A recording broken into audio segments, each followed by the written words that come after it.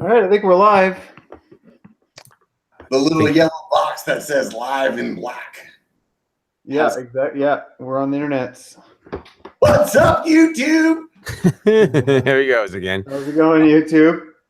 So tonight we're talking about night riding and all the products associated with it and things to think about when you're out riding at night. So we got Robert, also known as Biker. Boom, boom, here I be. If you guys are not familiar with my channel, I'm here in Northern California.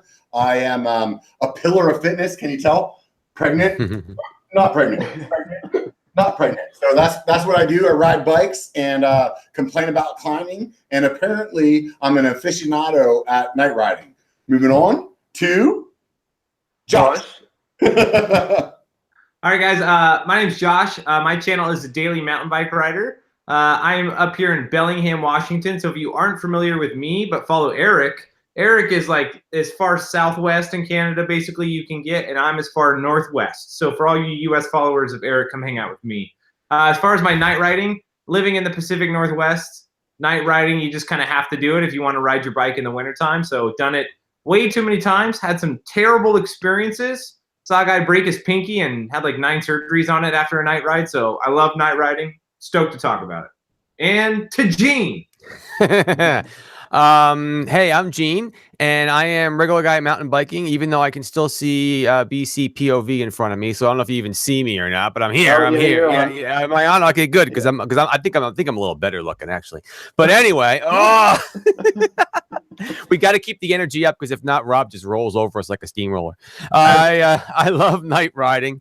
Especially because over here in the Northeast, I'm over here from New Jersey. Once the winter comes, either you go night riding or you don't go riding at all. So it's night riding in the snow, which is rather exciting and a lot of fun. And I'm happy to be here tonight on Easter Sunday, which I didn't realize. That's why I was a little bit later getting things going. I'm like, oh, Christ, I don't believe this is Easter. So wait a minute. It's not only Easter, it's April Fool's. So I want to let all you guys that have logged into the live stream right now know that we were bullshitting. See you later. Streams This is actually recorded. We recorded this last week. We're just making it live, kinda. Yeah, right. It's fake live. Fake live, real live. Yeah, and obviously I'm Eric from BC POV. And yeah, in the winter, during the weekdays, like it's kind of the only riding you can do up here because it's just gets dark at 4:30 and you gotta keep your fitness up. So the only option is to night ride. Yeah. Eric, people that aren't familiar with your channel that may be coming from some of our other channels, where are you from? That name BC POV, I'm assuming maybe like New Zealand or something like that, or BC stands for British Columbia. And yeah, I'm just north of Josh in Vancouver.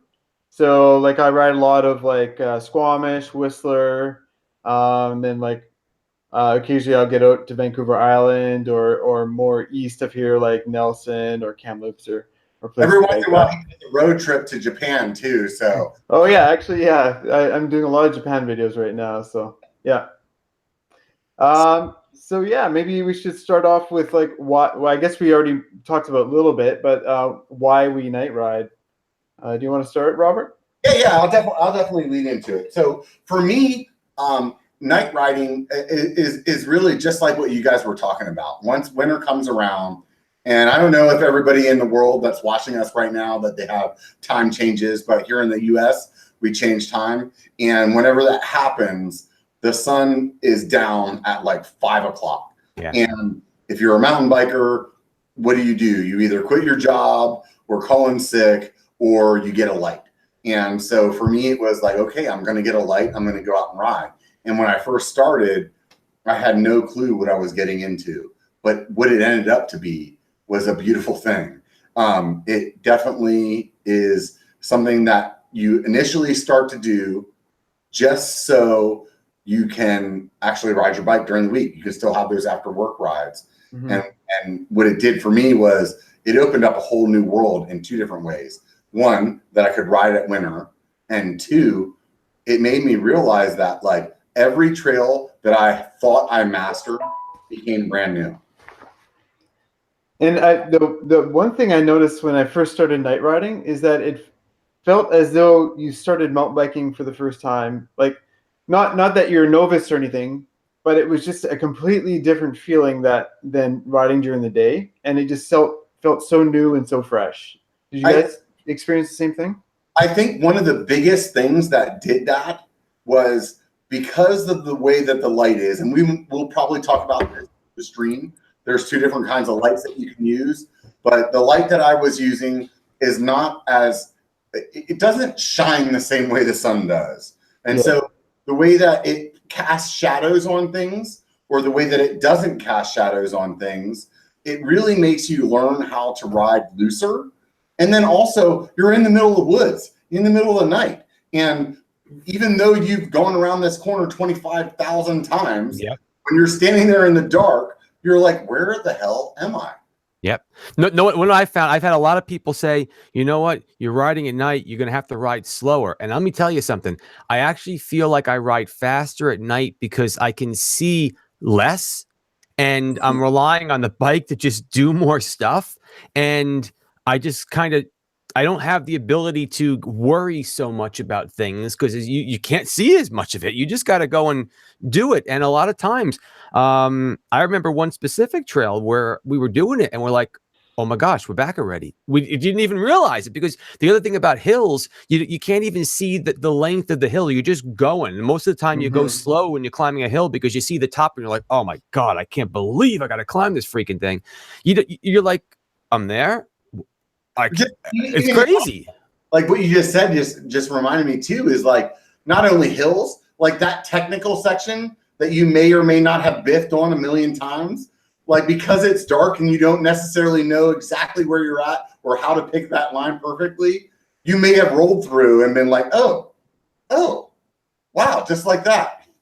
I've heard people like who only ride at night because like maybe they have a family or something, and that's like the only time they can get out. When it comes to be summer again and they can start actually riding in the day, they actually have trouble riding the same trails because all of a sudden they have all this extra information coming in and they're like getting freaked out, which is kind of funny. You think it'd be the other way because night and dark, and that seems scary, right? But yeah, it's a little bit backwards, isn't it? I can tell you my very first year night riding, for whatever reason, it turned into, even when the time changed back, me and my group of friends ended up night riding all year, because it was just like, we got so accustomed to the trails being empty and to like, just like all of a sudden you have no regard for time. You're like, oh yeah, off at 7, you got to go to your kids' baseball practice, no problem. We'll show up at the trailhead at 9. It doesn't matter. Like all of a sudden, it's like it just opens your schedule like way up. Yeah, totally. Yeah, and getting to that question, like that's exactly why I started night riding. I got really into mountain biking over the summer here in Bellingham, and then you had to ride on weekends, or it was Friday, like skip out of work early or whatever it may be. And a couple of friends were like, dude, if you don't go night riding, like you're just going to lose your bike fitness, you're going to lose your skills. And like you guys have kind of said, it totally opened the door. And Robert, it's funny you talked about you and your friends liking to go night riding, because summertime is a great time to night ride for me and my buds, because we'll start a ride at like 9 o'clock when it's still light time. And then it's like midnight and it's warm up here and there's no one out there. And you're like, this is beautiful, clear skies. It's like perfect conditions to go riding. So I love night riding. If you guys use multi-use, I can speak English, I swear to God. If you can use multi-use trails and you start riding at night, all of a sudden those trails where maybe the hikers would normally be on, you can actually let go completely. Like there's a specific trail in my local spot up in Auburn that during any time that's daylight, there's so many other people out there, you can't just let it go. And when you're out there at night, now all of a sudden you can see what that trail is to just be like full bore. Totally. You can do a lot more on some of these trails that normally you'd have to worry about other people being on, or some of the ones that I have, it's multi-use. There literally could be someone riding a horse. I mean, it's multi-use, and you don't want to be that guy that's known as that annoying dude flying down the trail, hurting people, scaring people. That's, you walking their dog. You don't want hikers. They should be out there having fun too. But with night riding, you're pretty much out there by yourself. No one else is dumb enough to be out there at that time of the night. So that's us. Mm-hmm. And if you're wearing a bright light, and if there is other people out there, they'll probably see you coming a lot sooner than during the day. True. I think. Good point. I think BCPOV, that is a great segue into the next point that we wanted to make, is how do you choose a light? Mm-hmm. I know for me, when I first started, you get online, and when I say I started when night riding was pretty young. So some of the lumens, which is like this mysterious thing that people talk about, but as you get into night riding, you learn about lumens, and that was one of the things that was the hardest to know, like how much money, how much lumens, and for those of you guys that don't know, lumens is how bright your light is. How much do I need to ride? So I'm going to ask you guys, because I have a number in my head that I think is the baseline for your bright, not necessarily for your climb, but what is the baseline lumen that you would recommend BCPOV to somebody starting night riding? Yeah, I would say as bright as possible. But well, I think it's a money thing, right? I mean, go ahead. Yeah, so I buy the Chinese lights. Yeah. And they can be like $30 for like 1800 lumens, or $50 for 1800 lumens, and that's pretty good. But they are like Chinese lumens. They kind of lie a little bit, mm-hmm. but it's pretty good bang for your buck. And like, I think if you were to buy like an equivalent that wasn't a knockoff, you'd probably pay $200 or something like that for a similar thing. I'm really glad that you mentioned the Chinese light, because that is actually something I wanted to mention as well. Mm-hmm. The Chinese lumens are definitely, there's a different Chinese scale of lumens compared to the rest of the world. Mm-hmm. I can say without a doubt that I have one that we can show and talk about that was claimed to be 3000 lumens, and you put that up against my Night Rider, which is Night Rider is about $300, something like that. And that thing is a 1500 lumen. That 3000 Amazon lumen is definitely not, or Chinese lumen is definitely not the 1500 Night Rider. Yeah, that's why I kind of go more off of price than lumen, because to get the true brilliance, wattage, lumens, true value, you're spending a couple $100. And as much as I love night riding, I don't do it that much to put that money out. So I use these lights from a company called Bright Eyes. I've been rocking those for a long time, and I've got 3 of them. And the reason why I go with them is I think they're like $30, $40 or something like that. And the Chinese knockoff ones are even cheaper than that. But I like to stick with Bright Eyes because I know the guy. Anything goes wrong, I got another coverage. But the reason why I like it is because I usually take 2 of them with me. You know, we'll probably talk about where we position our lights and, a little bit later on. But really, I go by price because they could be pretty expensive. And I go by the fact that, well, I'm probably going to bring out 2 of them anyway, even just for a backup. So the 2 together gives me plenty of light. And those 2 are generally cheaper than if I just had to go with 1. So that's just how I've been rolling it for a while. So I just want to cut in 1 sec. If anybody in the chat has any questions, the mods will get your questions to us, and if we miss them, so just feel free to ask any relevant questions about night riding and stuff. So this here is a Night Rider light, and it has a few bulbs in it, and this is, like I said earlier, is a 1500 lumen light. And the mounting, one of the things that you pay for in a light is how it mounts and how well it mounts. Yeah. So this right here has a system on the helmet. Whenever you put that in there, that it will, here, let me just slide in there real quick. So it has a mounting system in there that will allow you to adjust the light, how it's pointing. And that may not sound like an important thing, but when you're riding, you want that beam to be at the right spot. Yep. Give you the ability to just reach up real quick and kind of like, oh, I need it down to be down a little bit more or up a little bit more. And that's what's nice about that. Whereas I have one of these Chinese ones here, and the mounting system is just kind of these little Velcro bands that kind of go around, and you can just strap them on with the Velcro to your helmet. However, with the Night Rider, it has these little like buckles on it that actually let me to pull it so it's really tight. So whenever I'm riding with this thing does not like jostle around, like it stays solid. Whereas if you're using one of these, where it's just kind of like haphazardly on your helmet, this thing will bobble and weave. And the way that there's these little rubber bands here that are holding it onto this mount, that it will go all over the place. So that is, to me, things that you're paying for when you kind of ante up on the lights. Or how do you guys feel about that? So what I do with the Chinese one you had there is I cut those straps off. Yeah. They're terrible. And I'll actually like zap strap or zip tie it to my helmet just for the winter season, because I know I'm going to have it on there all the time. And then it's pretty stable. And then, I've got my Chinese light here. And then these rubber things are actually not bad. Like they stay pretty stable. And yeah. And then you can just rotate it like that. See, my helmet has the amount right on it there. Everybody, I'm sorry. Let's do our best to explain what we're talking about for the people on the podcast as well. All right, sure. I didn't do a good job of that. So, folks, right now I'm giving Robert the finger. Can you guys picture that right now? Okay, yes, because I'm pointing at him, saying he's number one. No, no. Good point. We always Jordan cuts these up for the podcast, so yeah, that's a good point. I've got one of those.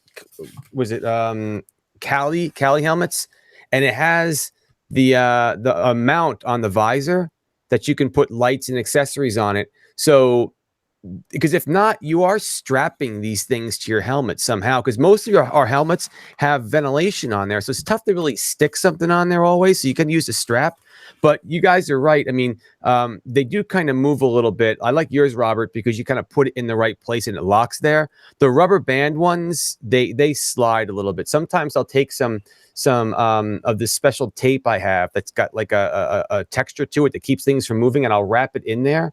And that'll keep it from rocking around so much. But I think you know what, mounting is the most important part, because you could have the best light in the world, but if your light is like pointing straight up into the sky, it doesn't really make a difference how good it is if you can't point it to the trail. Well, and then what happens is that you actually move your head to get the light in the right spot, but then you can't see. Your eyes don't go to that same spot. So, Josh, I know that you're a low budget guy. How do you deal with that? I'm assuming, because I remember you did do a video on the low budget lights a while back. How do you deal with that bob on the trail?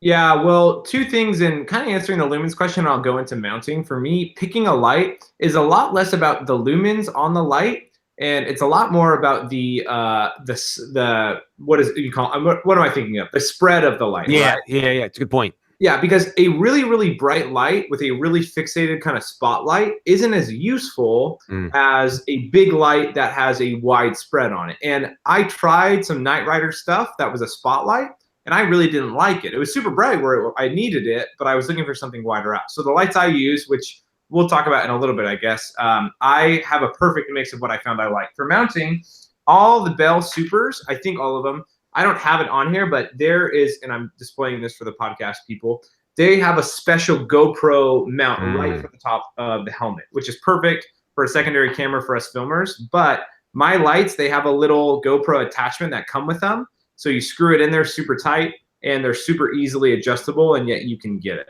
And I have some cheap Chinese all-in-one lights that I use, which means they don't have wires coming down from them like a lot of your guys's do. But when I did try the wired ones with the battery packs, those also had the GoPro connections. And so it made it a piece of cake for mounting on my helmet. I can't help but ask you right now, from what you just said, I think we're going to go off on a tangent, but this may be a personal preference.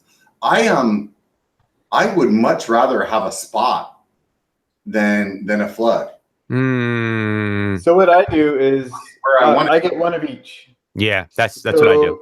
Let's go on the path of right now. We only have one light, because I think us talking about two lights is definitely a fair conversation.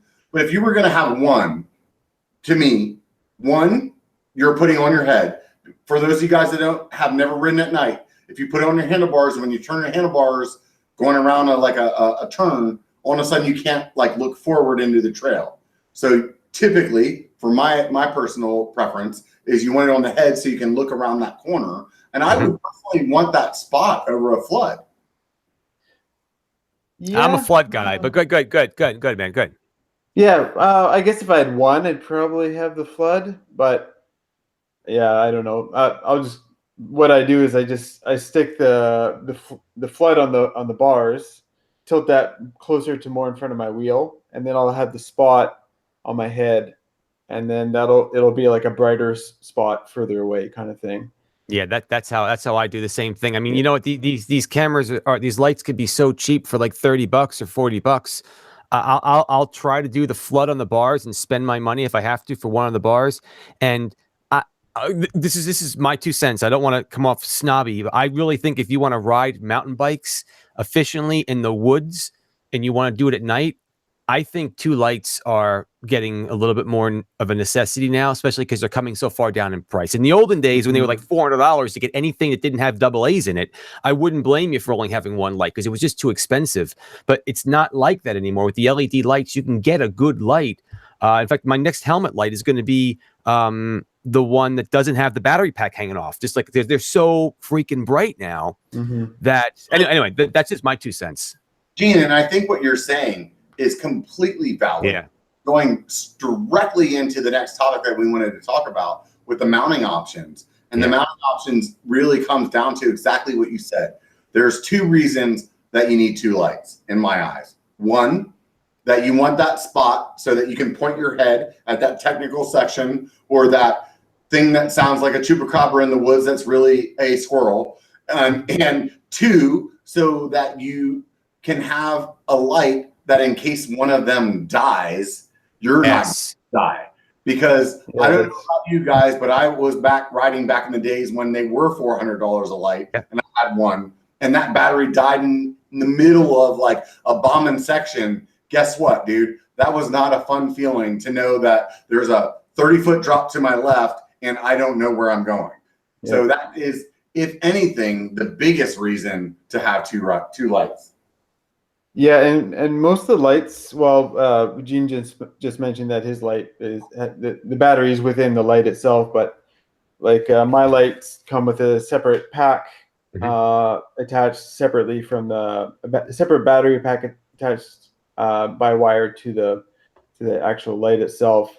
So yeah, sometimes the light itself can break, but you're more likely just to run out of juice. So usually I'll just bring 2 lights and 3 batteries. Yep. And then if I go through 2 batteries, I still at least have a backup. And then it's unlikely both lights will die. Well, one of the reasons why I do the same thing, dude, is because all of my friends, we've all pretty much bought these same Bright Eyes lights. I mean, like I said, I'm not trying to push the thing, but I found something that works. So we all have them, and we all have like 2 of them. So the other nice thing is I'll take like maybe 3 batteries, 2, 1 for each light, and throw the other one in the backpack. And one of the reasons why I do that is because we can mix and match the batteries. We're all out there together to have fun and be safe. Yeah. I don't care if I have like I don't care if I only have 1 light and my buddy now has a light before he had none. My goal is for us to be safe, and by doing that, sometimes we have to share the batteries, and I'm cool with that. It's just all about taking care of each other. So that's a good point. I keep an extra battery with me. It's not that heavy. I mean, trust me, I got more to worry about on me than a little bit of battery when it comes to weight, man. Yeah. And I was going to say, to add to that, kind of going back to the 2 light things, is not only, Robert, is it good to have a backup, but what you don't realize is if you have 1 light, either it's on your helmet or on your handlebars, it casts a certain shadow.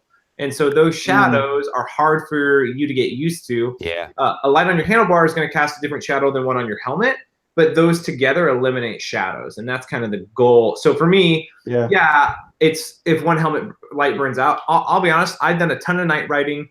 My rides are always 2 hours. I've never had a light fail on me on the night ride. Next time I go out, it'll probably happen. But having the lights is, what'd you say, Robert? Not going wood, dude. Yeah, but the main reason is for the shadows. And another thing to talk about too is everybody's idea of what they do night riding is very different. And we'll talk about navigation later, but some people, it's all cross-country trails. Here in Bellingham, a lot of people just ride how they normally ride, which means jumps and going crazy fast. And for me, having 2 lights, like a lot of people said it in the chat, and I say, the lights I buy are $20. I use the same light, and for $20, you have no reason not to use 2 lights. I think that there's something valuable in what you just said there that I wanted to add to is that shadows is a huge part of night riding. You don't realize it during riding during the day, like how you judge things, and those shadows really like change your brain's like way of understanding what the trail is. But the other thing that happens, and I touched on it earlier just slightly, is depending on what kind of light you have. So you can have like a LED light or a halogen light. Mostly everything's LED now, but either way, with both of them, what it also does is the color of that light changes your depth perception. So not only does the shadow kind of screw up your depth perception, but the color of that light will make that rock look smaller.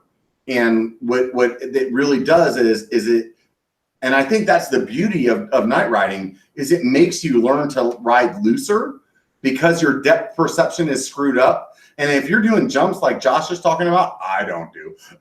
Like if you're doing that depth perception is very important. So that 2 lights to really give you that correct depth perception, I would think it is extremely important. Lots of head nods going on the podcasters. So Josh was talking about riding with friends earlier. Or no, it was Gene. Do any of you guys ride alone by yourselves at night? Yeah, that's a big no as far as I'm concerned. I mean, it's fine to do it, but during the day, like Robert said, like multi-use trails, you have more people out on the trails, and at night you have a lot less. And so for me, it's just kind of a rule, like I don't night ride by myself. And a lot of my friends agree to that rule as well. If you go down, if you're without a light, if there's a cougar in the woods, which is much more common at night, then you don't want to be alone. Yeah, there's 2 things that come up with that. A, don't ride at night without a friend. That's just dumb. And B, you got to talk about the number 1 rule. The number 1 rule when you're night riding. I'm gonna take a poll between these 3 other guys that are on here. What's the number 1 rule when you're night riding? Do not do this. Well, my number 1 rule is don't turn and talk to your friend with the light on your face and make him go freaking blind.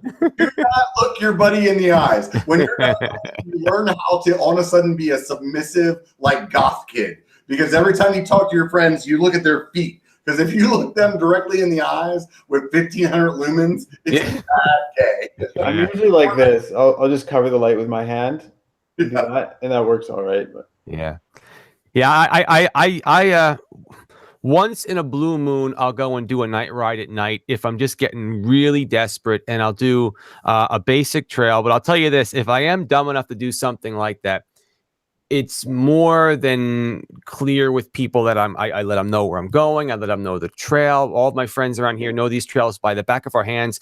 Our trail system is literally 5 minutes from my house. 5 minutes. Like we're all right here. If I was in bad shape, my buddy Joe could be on his motorcycle. He's got one of those, like dirt bikes, and he could be there getting me in moments if anything was happening. Again, okay, look, if I fall down and knock myself out, I can't really text anybody or call anybody. So I'm not oblivious to that, but I don't completely blindly say, hey, I'm going to go out in the middle of the dark and not tell anybody and ride my mountain bike in the woods. That's just, if you're going to do it, at least be smart enough to let somebody know where you're freaking going, because it could be bad. I think I ride at night as well by myself.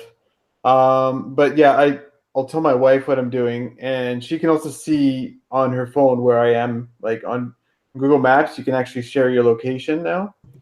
And I don't have this, but I think there's like a lot of Garmin's or apps that will detect if there's been an impact and you've stopped moving.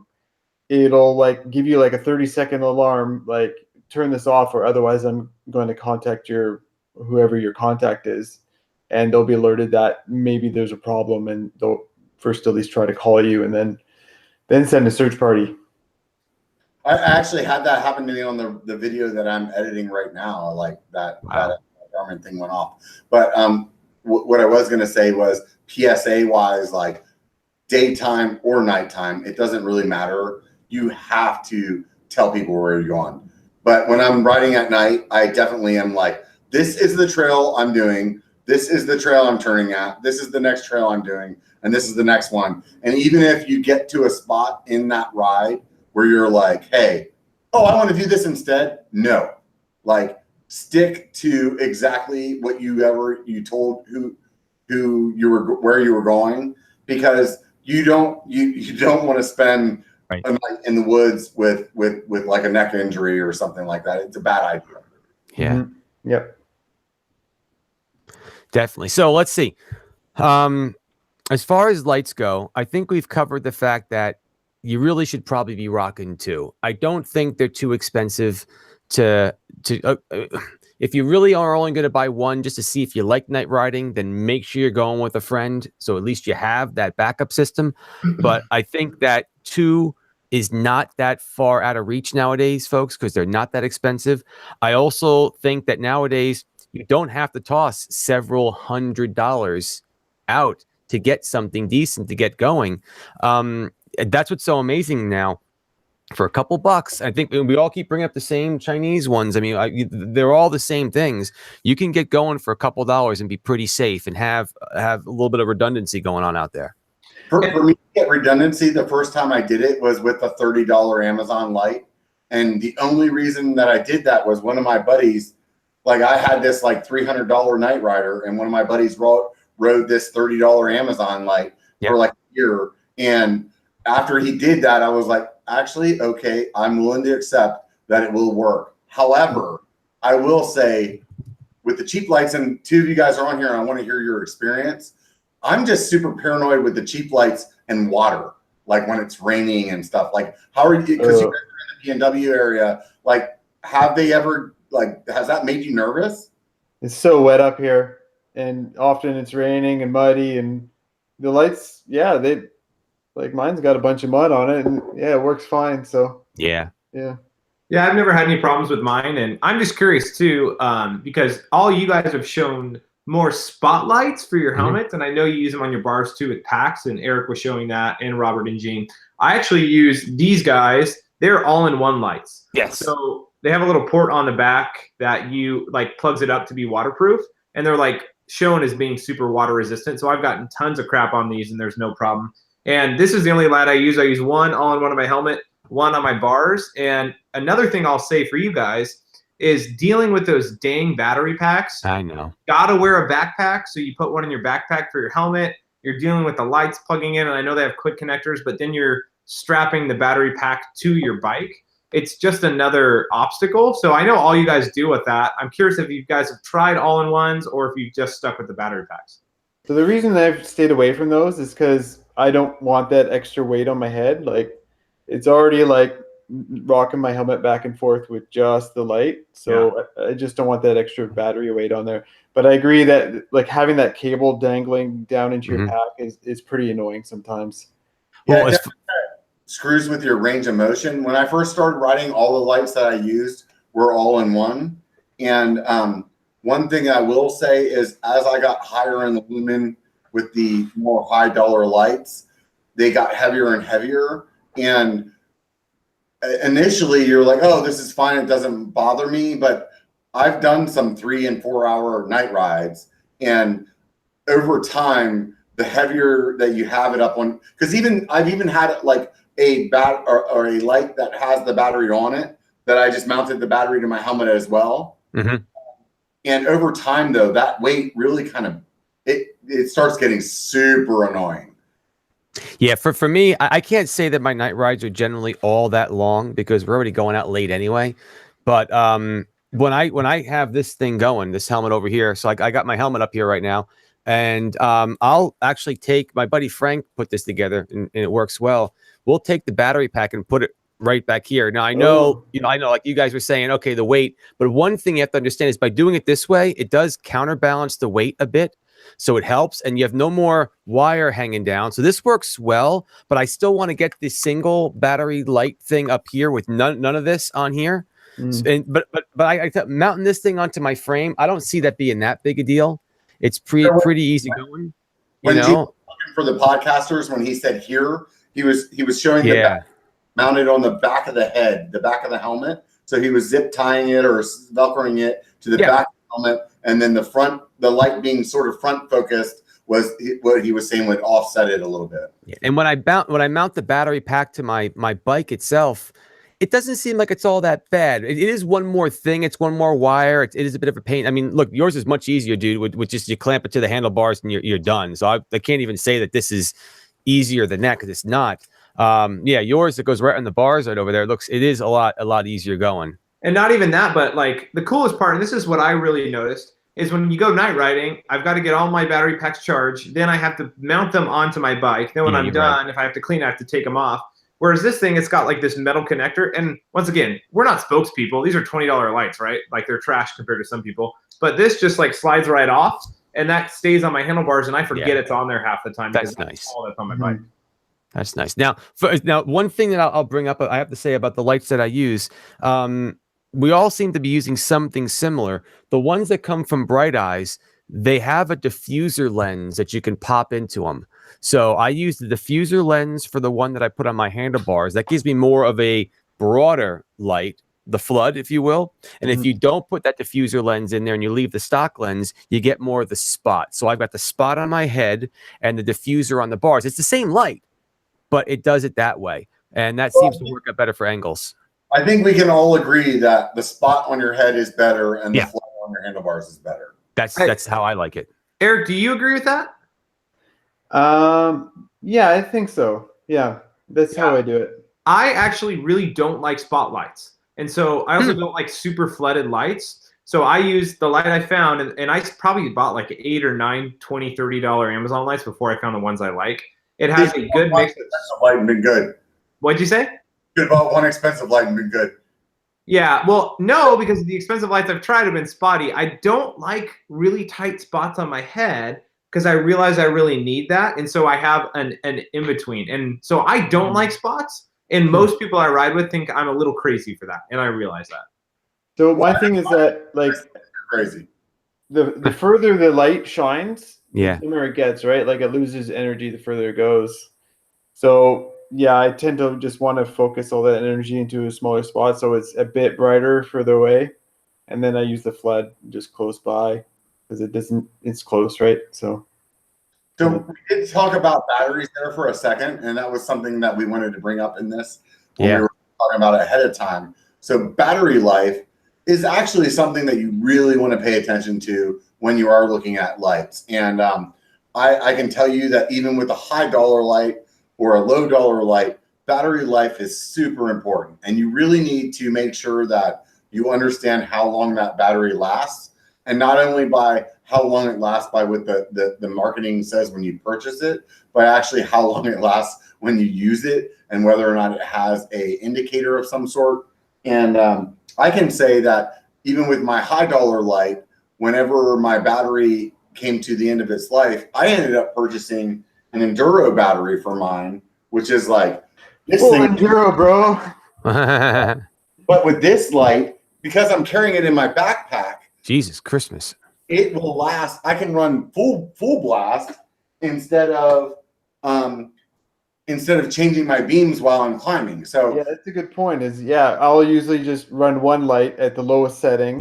Yep, same here. And then on the descent, I'll turn it all up. Or if it's a full moon, like sometimes you don't even need to. That's true.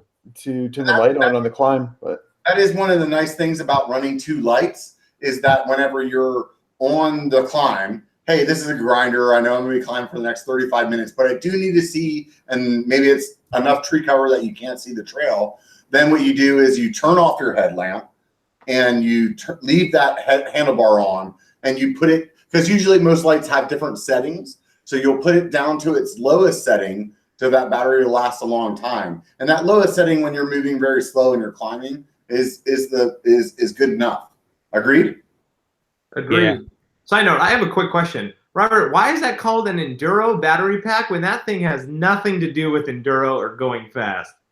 I think the enduro battery because it was like enduro races are long, and so instead of it being like the XC battery, which is only like 2 hours or 3 hours, because those bitches can't ride a long time. Yeah, right. You could jumpstart a tractor trailer with that freaking battery pack, Robert. Holy Christ.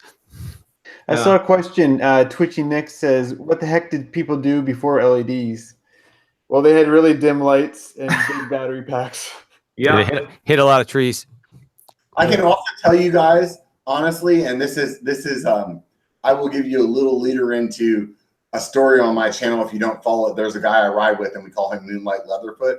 And part of that story was he didn't maybe have the light that was equipped for the ride, or a light at all. And we ended up putting a mag light, because at that time, like, even if you can't afford a secondary light, carry a flashlight and some duct tape in your bag. Yeah.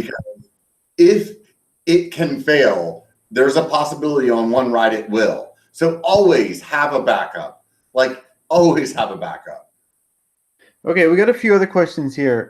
Steve Moy says, "How do you guys deal with wildlife? Have you come across any bears or owls?" The only thing I've come across is like a fairly large deer, and I saw its eyes first because they like reflect in your light 1st, and I wouldn't be, it definitely freaked me out a little bit, but it just took off. I have had some friends that did night ride and they ran into two black bears. Wow. But the black bears took off. Like, black bears are kind of scaredy cats. But they were freaked out as well, like my buddies. So, yeah, that's the only experience I've had at night. Yeah, and in Bellingham, deers are a dime a dozen. So I see them on the trail all the time and at night too, and they get spooked pretty easily. Owls I've seen, but owls here, they're just chill. Cougars are the thing. It's kind of funny. I don't know. In the mountain biking community around here, I feel like every time I talk to people, they're like, "You saw a cougar? That's awesome. I want to see one so bad." I'm like that too. Yeah, me too. And I haven't seen one, but they're like, they're cats, right? So they sit up in the trees and you see their eyes. And if you see one, you just kind of keep going and just pray that they don't get you. So you have seen one, hey? I have not, but that's okay. what I've heard from other people. Okay. I've seen a fair amount of animals on the trail. The ones that are probably the most scariest that I've seen on the trail were turkeys, because somehow they get up in the tree and they like up there, and they don't make any noise until you're right under them. And I will tell you, a turkey is really loud. Whenever it makes that noise, is really loud. But my favorite animal that I've seen on the trail is there's this really flowy, kind of swoopy downhill section that we do up in Auburn where I ride a lot. And when you come down that trail with your lights on, the bats come in, and you're swooping down this trail, like kind of like swooping and swaying through this flow. And the bats, like, I've had like 2 or 3 bats flying in front of me. And somebody explained it to me later, is like, because you're light, you're attracting the bugs, and the bats get out in front of you because it's like a smorgasbord for them. Oh. But it's so cool, like going through this like flowy single track and having these bats like following in front of you is just, that's a crazy experience. yeah, super cool. I'll tell you one thing. We just kind of talking a little bit like the smallest animal in the world, though, sounds like the biggest animal in the world.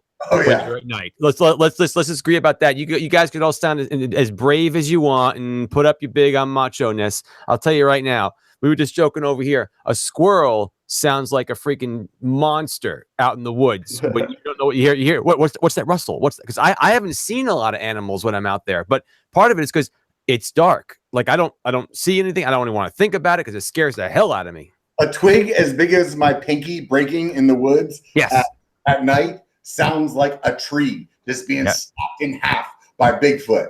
You know, You're right. There was this one night that I was out with a buddy, and we heard that, and it was probably a like a field mouse, but it sounded like the chupacabra just making his way through the woods.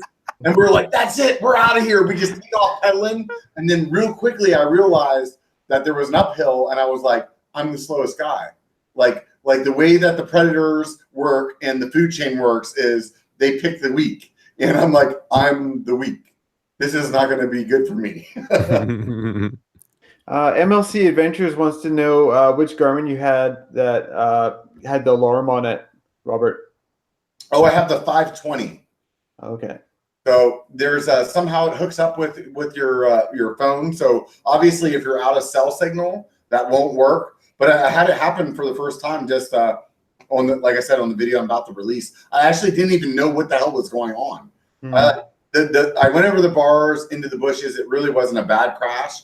And all of a sudden, this thing starts like doing this like beepy tinging noise, like the microwave was done. And I was like, what the hell's going on? I'm like trying to like gather myself. And I couldn't figure out how to turn it off fast enough. And then my lady got a text saying that I crashed. So like I had to call her and be like, hey, I'm okay. She's like, oh my God, I was like losing my mind. Like, what the hell? So it works. But the funny thing is, if you guys follow my channel, the crash that I had 2 weeks before, I was using the same computer, and it was a major crash, and it didn't go off then. So it's not spot on. Okay. Yeah, my buddy Trevor, he's got a Garmin. I'm not sure what model it is, but out here, like it's pretty rough trail, and a lot of times we'll do a drop or we'll session something. So you'll do the drop and then stop right away. And his was going off like 3 or 4 times a ride. Oh, I don't think you can set the sensitivity or anything like that. Yeah, I don't know exactly. Like after that happened, I got online and was trying to like figure out what made it go off, and it was sort of like YouTube algorithms. Nobody knows. Like Garmin doesn't tell people how it actually happens. It just happens. So it is what it is. Hey, I got a question for you guys. I hope I don't switch gears too hard. Somebody was commenting. I had put on my cold weather gloves, which are not Tasco gloves, and they were giving me a hard time. Do you guys have like one go-to item? Like if somebody was going to go night riding for the first time and you were to say, here's one thing you wouldn't want to be without, shy of a light, like what do you guys do to stay warm, or do you have like any tips or tricks? Because I've done everything to keep my body, my hands, and my feet warm, and I found some tricks that I think have helped. But what's like the number one thing you guys say? I would say layers. So you can just strip off layers. Often, like at the bottom of the trailer, you're like, wow, I'm really cold. I better get dressed. But once you start moving, you totally warm up and you want to start stripping stuff off. In Vancouver, it's like really wet at that time of year. So I've got like specialized defroster shoes, and they're like super waterproof, really warm. Yeah, just kind of comfort items, I guess. And the other thing would be my phone, just so my wife can see like where my body is. My big thing is waterproof socks. I'm always pushing it. You guys have heard it on my channel over and over. I'm not trying to sound like your mom or your grandma or anything like that. But my whole thing is if we're riding at night, it's because we're getting into the winter season and there's a chance there's going to be snow out there. And let me tell you, here's the thing about riding at night. If you're riding at night, everything becomes multiplied. You are automatically more nervous. You're more scared. You're more anxious. You're more worried. And if something goes wrong, you're just going to get more frantic. And God forbid you go out by yourself and like your phone dies or something and you don't think you're lost. You're just going to panic because that's just life unless you do this a lot. So where this goes with waterproof socks is you step on a piece of ice that you think you're not going to crack through and you get your feet wet. I don't care if, I'm only going out. I'm only going 5 miles away. Walk home a half a mile with frozen feet. Waterproof socks. You asked. That's other than the light, like we said, the common things, I always push waterproof socks, or you could really get screwed with your feet trying to get home if something goes wrong. I also carry, and it kind of goes into winter riding for me, but I mean, I guess it's one and the same. Like I always carry those little heat pads that you can, like you open them up and you can just stick them in your toes. Totally. Because you may start out and it's like when you start, maybe it's 50 degrees. And by the time you're done riding, it's like 32. Like, so for me, when your toes get cold and you can't feel them on the pedals, it really affects your riding a lot. And so that's definitely one with me. And I thought of another thing, Gene, while you were talking, that I think is really important when you're night riding is whenever you stop, let's say you have a mechanical or whatever. Yeah. When you're in the daylight, you can sit your tool down next to you. At night and you're night riding, your tool does not go anywhere but in your pocket or back where it came from, because it is so easy Good point. to lose your stuff at night whenever you're just stopping to take a break. Yeah, I don't think I've ever stopped for a mechanical at night. That's a good point. Yeah, I haven't either. And Gene, back to your point, I don't watch your videos enough, Gene, because I've never heard of waterproof socks. And right after we're done with this, dude, I'm hitting up Amazon and buying some ASAP.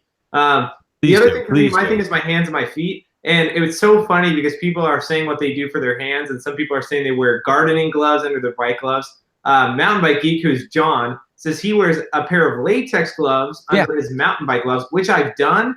And that is the worst feeling to me, because then your hands can't breathe and they get super sweaty. I've worn 2 pairs of gloves. I've worn snowboarding gloves. At the end of the day, I'm not even representing Tasco, and I don't care if Tasco's watching. Then make gloves like these, because what 100% did is they made insulated bike gloves, and they're super insulated on the back because that's where the wind hits your fingers. But then it's less insulated on the inside, so you still have bike feel. And these things are waterproof and they actually work. And so after trying every trick of the book and hating my life, like, these have worked. And so now, Gene, I'm stoked about those waterproof socks. Get them. I wear a pair of like normal small running socks and then wool socks over them, and even that still kind of sucks. Yeah, please just get them, because I mean it just freaks me out, and technology's come such a long way now. You can throw those on and a pair of wool socks, and the other thing too now is, you know, a good pair of riding waterproof winter shoes can be sometimes multiple $100s, like a lot of money. Yeah. Now, I'm not saying skimp, I'm not saying go crap so your feet get cold, but you're not terribly worried about them being super waterproof because you've already taken care of that. Because a lot of you guys out there, I don't know why the heck you do that. A lot of you guys ride clipless, and you'll ride it in the winter and you don't have any good protection, and the bottoms of your feet get frozen because you don't have any insulation, and the air shoots up from the bottom of your foot because it's going through the cleat. And I'm like, guys, what the hell are you doing? Like, you are seriously going to hurt yourself. It's just like baffles me, man. Back to the glove thing. My trick is kayaking gloves. Oh, nice. So they, like, obviously they'll get wet, but they keep you warm because they're designed to be in water. And like in Canada we have MEC, in the States you guys have REI. They're both co-ops, but kind of the same thing. But they're like $30 here, and they're really warm and they last pretty good amount of time. And yeah, that's good. I've tried the rubber glove trick as well, daily. And the main reason that I tried actually didn't have to do with night riding. It was when I was commuting. So like in the morning on a road bike, when it's pretty cold, that wind really makes a big difference. And I ended up getting kind of like not an insulated glove, but it from REI or whatever you call it, BCPOV in Canada, like just a really, it kind of has a rubber inside. And those gloves, I've noticed though, like when your hands are cold, they won't warm them up, but once they get warm, they'll stay warm. So that's definitely the glove that I use. I'll just keep those latex ones with me in my bag, and it's more of an emergency if my hands get wet.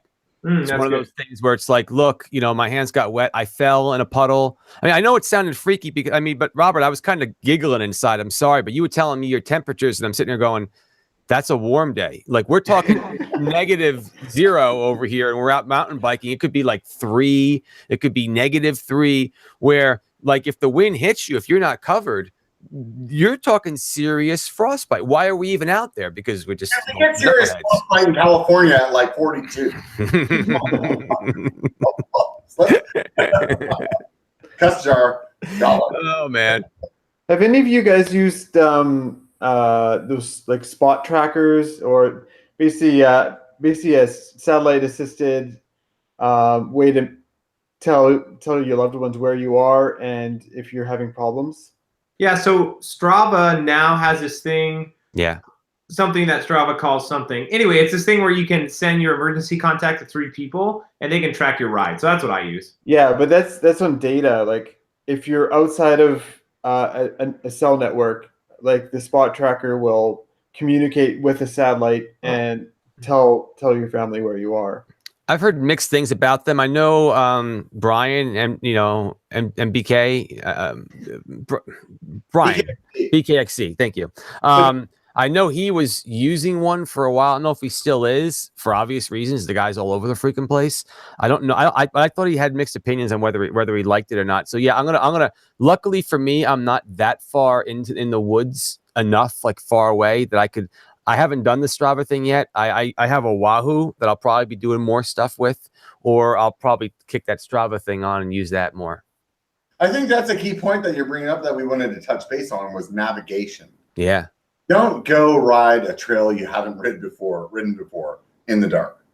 And yeah, I was gonna ask, has anybody actually done that? Because, like, yeah, if I'm night riding, it's always I'm close to home, so I've already ridden the trails before. Yeah. Yeah, I do. I've never done new trails in night, and I only would if I was going with somebody who knew them really well, and I would ride extremely cautiously.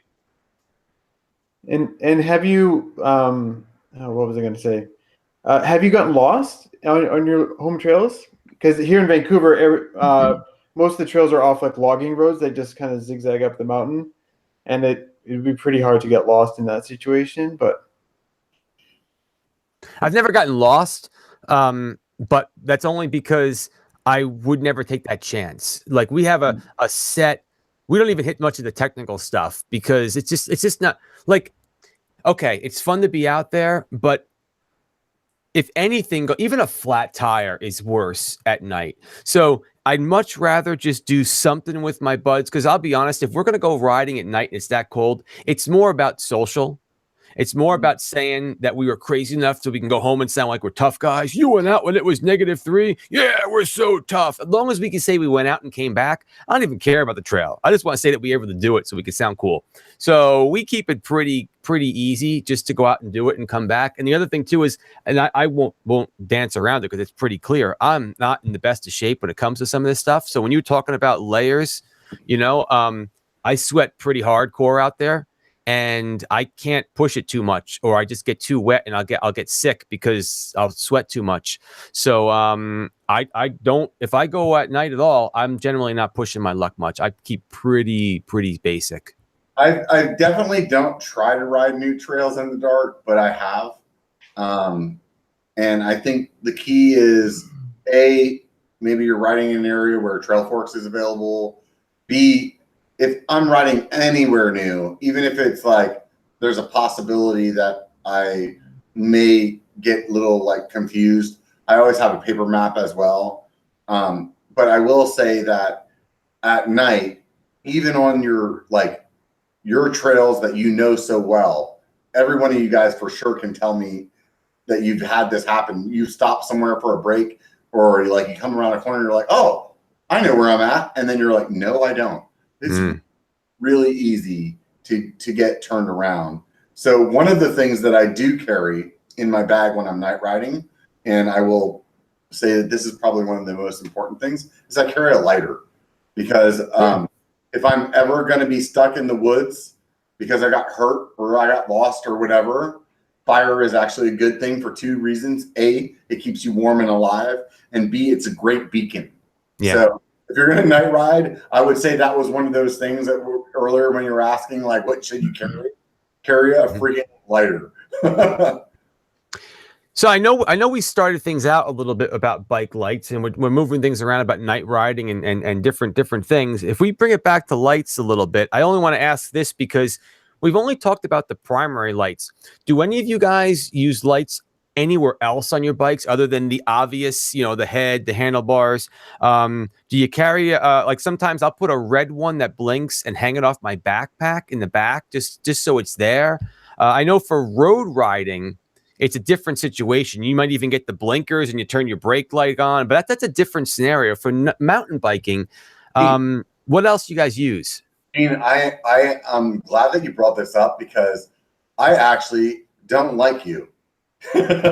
What you just said is one of the things that I would have said don't ever freaking do, is put a blinky light on your back, because when you do that, the person that's following you, that light throws off their eye. So because of that blinking light, yes, they knew where you're at, and yes, they judge you. But if they're wearing a light on their head, they can see you. And good point. That blinky light, though, will throw off your focus of your eye. And I personally feel like if somebody brings out a light like that, that they put on the back of their bike, I'm like, turn it off or get behind me, because it really, I don't want that, because and maybe somebody else can speak to it and they like it. But for me, I feel like that's a faux pas. How about if it stays on, if it doesn't blink? I just don't think you need it at all. Gotcha.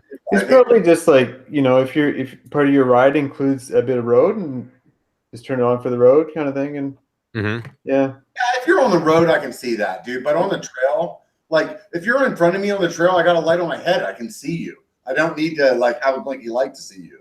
Yeah, we use them on the road here, because when we night ride, we ride on the road a little bit to get there. But my friend keeps his on. It never bugs me. But I understand what you're saying, Robert. Along with that, Gian, to answer your question, I bought some cheap Chinese like spoke lights. I have one. Your wheels like blue, and it was super cool. I got a couple of cool shots, and I felt like a 5-year-old who was stoked about his bike. I wanted to put a playing card in there too.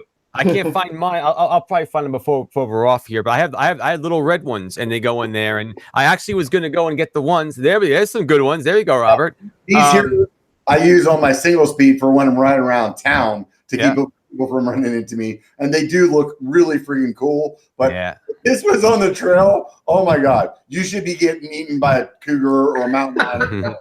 Well, I wanted to get the ones where you put in the spokes. They have some of them. You put them in the spokes that it'll do a picture, it'll do an image, and I'm like, there we go. That's what I'm talking about. I want to have it say RGMTB on the for the podcasters.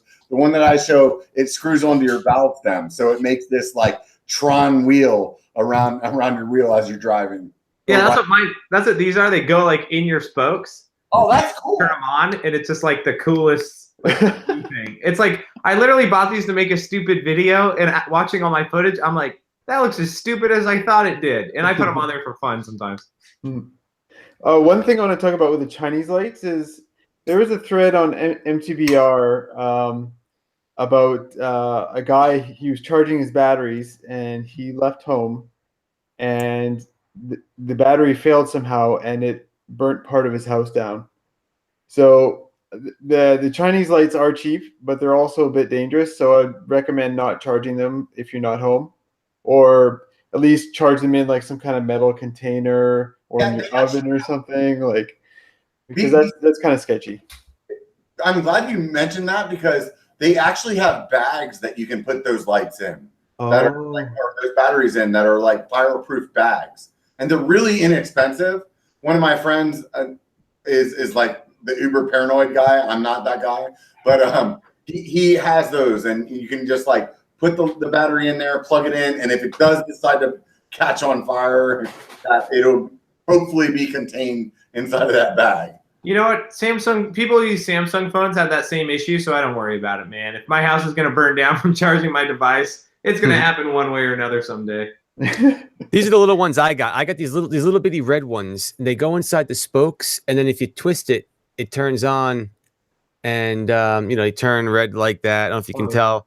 So I got these little ones, folks, on the podcast. These little ones that go in the spoke, and you turn them, and they turn red. They look kind of. What's that? I was telling the podcast people it's about the size of a nickel. Yeah, that's about it. And I don't know. I just think it's the nerd in me thinks they're kind of fun. Does anybody have like any interesting night riding stories or scary stuff that's happened or funny stuff that's happened? I mean, the biggest thing was one night I was going on a trail, and I used to have a no jump rule while not riding. I still kind of have that rule, but we were going down a jump line, and I wasn't going to ride, but the guy in front of me was just sending it, and I was like, well, okay, if he can do it, I'll do it. And then we went on a like just regular wood bridge with manufactured wood, and I don't know if it was night or what, but he slid out, and he broke his pinky so bad that he was out of riding for like 9 months and had like 7 surgeries. And, once again, wood features at night with a flashlight look different than in the daytime, because in the daytime you see whether it's saturated or not. And so that was a pretty bad accident. Wow. I had a mechanical once where I basically freaked out and became a bit of a wuss. We were out there, and what happened was I was riding with my buddies. We were riding at night. I'm not the bravest guy in the world. Like I said, everything kind of multiplies. You get a little more nervous than normal. And the skewer, that's not long ago. The skewer came out of my front tire wheel, and all of a sudden I picked the bike up to go over a rock, and the front wheel rolled out. All right. So now I'm like, guys, don't leave me in here. We heard like the coyotes in the background. Like I said, it could have been a poodle in the middle of the night. It could have been like a little, but I was all freaking out. And I turned total wuss, man. I tell you, man, I was like, if the guys were here, if the guys were here right now, I wouldn't have had to bring up the story. They would have, because I was such a wuss at that night. And because it was dark, and I'm like, how am I going to get out of here? What's going on? And so we ended up shoving like some duct tape in there and some stuff, and taped the tire back onto my bike, and we got out. But that was a night one that I'll never forget. That night ride, man. I was such a wuss. Oh man, it was bad. For me, there was a ride that I did with a good buddy of mine and my lady.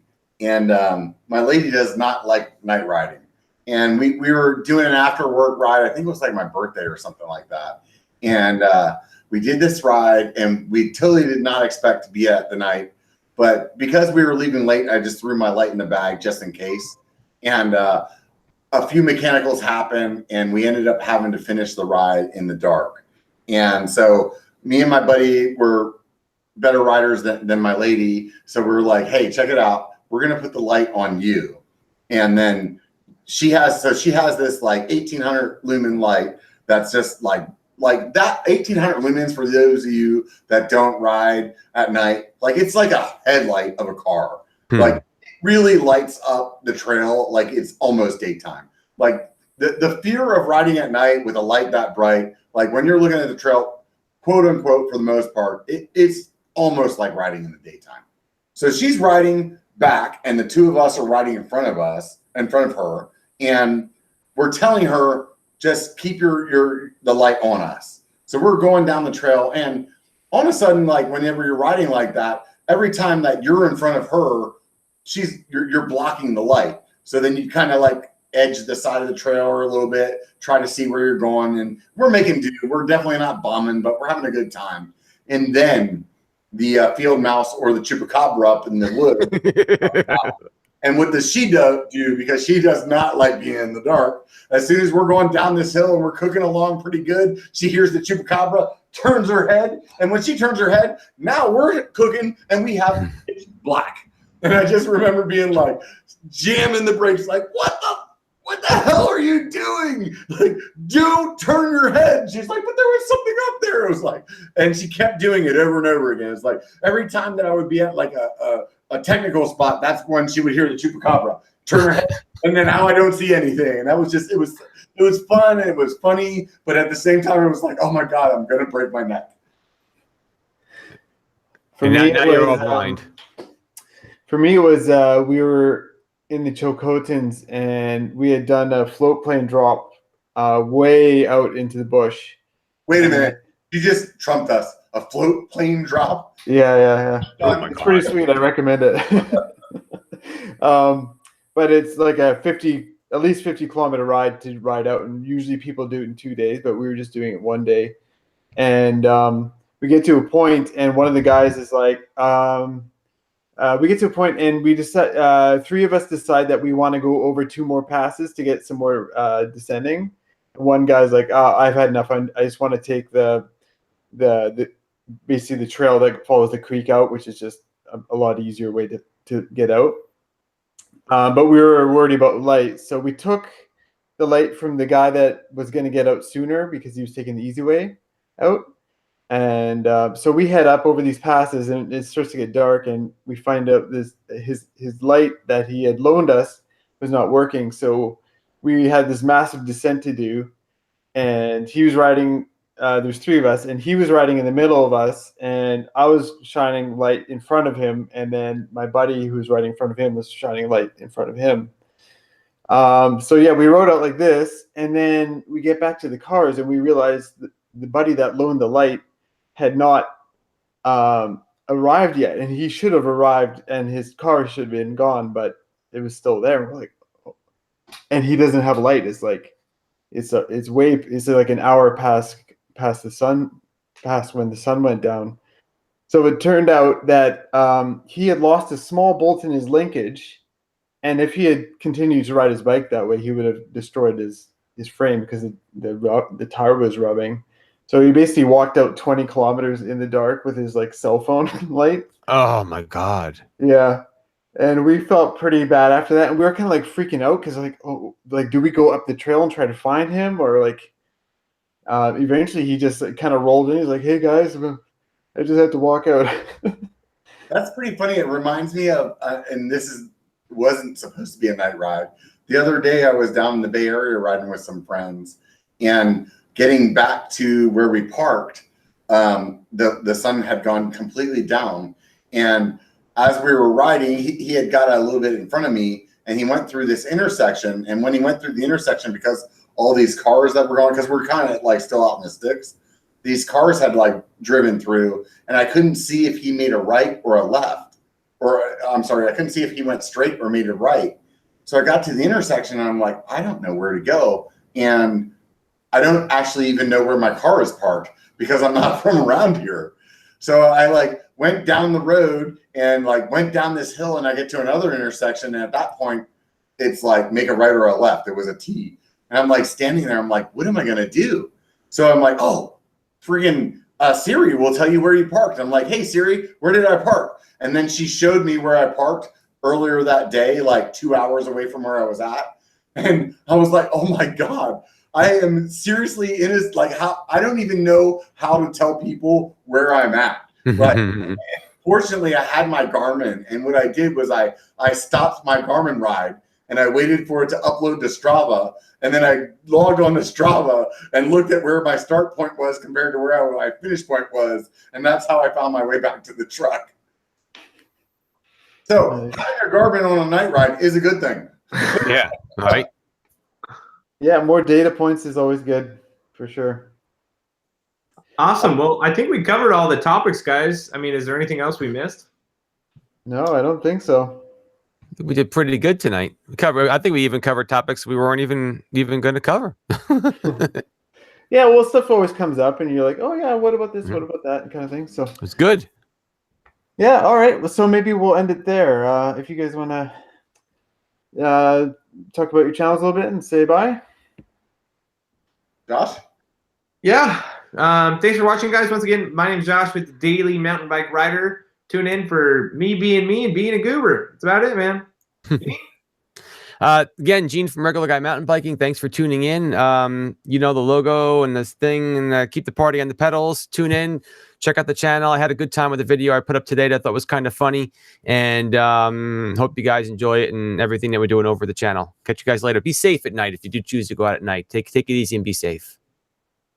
I'm Robert from the biker channel, B1. So it's B1KER. So all I say is it only takes a bike to be a biker. So get out and be one. And the other thing that I want to mention to you guys, this is a PSA for the rest of the world, is that we actually have started an Off Camber YouTube channel. So we will, because the Off Camber channel does not have any subscribers, we don't have a URL that will get you straight there. So we will post the URL to the Off Camber Facebook. So you can go to facebook.com/offcamberlive, or you can go to Instagram/offcamberlive, and we will post that in both of those mechanisms so that you will have a link to the Off Camber YouTube channel. So from now on, instead of doing the midnight rave, finding the party, you will be able to go to the Off Camber Live YouTube channel. And so keep an eye out for that. We'll put it all up on our social medias and also on those channels. And here I am just wrapping back around to my channel, just a fat guy in Northern California trying to ride bikes and drink beer. So moving on to BC POV.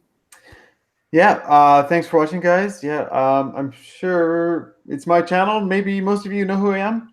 But yeah, my focus is on riding on BC. But a lot of I've been posting a lot of Japanese riding in Japan videos lately, so there's going to be a few more of those. And then I'll be back onto the BC stuff, riding Whistler and all that fun stuff. So yeah, and I also want to say, if you're thinking about night riding, give it a try. It doesn't cost too much to get a light these days, and it's just kind of a completely new experience for anybody who hasn't tried it yet. So, all right, guys, thanks for watching. All right. Take it easy, everybody. Bye-bye. Yep. Bye, YouTube.